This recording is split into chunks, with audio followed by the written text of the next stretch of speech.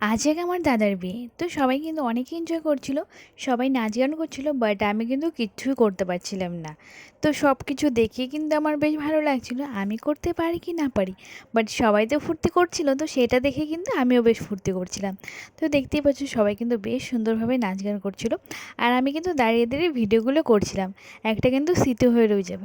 তো সামনে যে মহিলাটা আসছিল সে কিন্তু আমার পিসি। তো দেখতেই পাচ্ছ তারপর কিন্তু আমার দিদিরা সব মিলে কিন্তু এখানে নাচ গান করছিল। তো আমি আর আমার মা কিন্তু সাইডেই দাঁড়িয়েছিলাম, তো নাচগুলো দেখছিলাম। তো ভীষণই কিন্তু ভালো লাগছিল। তো আমি করতে পারি কি না পারি দেখতে কিন্তু ভীষণই ভালো লাগছিল। তারপর কি দেখো জলসই কিন্তু চলে আসছিলাম বাড়ি। আর বিয়েতে কিন্তু আমি যেতে পারিনি, আমার বর গিয়েছিল। তারপর দেখো সবাই কিন্তু নাচ গান করছে, এটা কিন্তু বর আসার পরে। তো বর বিয়ে করার আসার পরে কিন্তু সবাই একসাথে মিলে নাচ গান করছিল। তারপরে দেখো আমাদের চুটকু সোনাকে, ও কিন্তু আমাদের সাথে নাচ গান করছিল। তো আমি কিন্তু এটা সাইড দাঁড়িয়ে দেখছিলাম, আর ভিডিওগুলো কিন্তু সব আমিই করছিলাম, কারণ দিদিরা সব নাচ গান করছিল।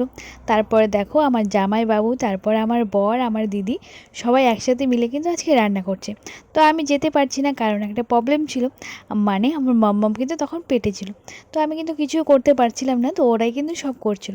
তো দেখতেই পাচ্ছ আমার দিদি কিন্তু রান্না করছে মাছ, আর আমার জামাইবাবু আর আমার বর কিন্তু দুজনে মিলে রান্না করছে মাটন আর ফ্রাইড রাইস। আর এখানে কিন্তু বাঁধাকপিও হবে, মাছটাও বানানো হচ্ছিল, বাট আমার বর কিন্তু আর মাছ খায় না, কিন্তু আমি কিন্তু খাই।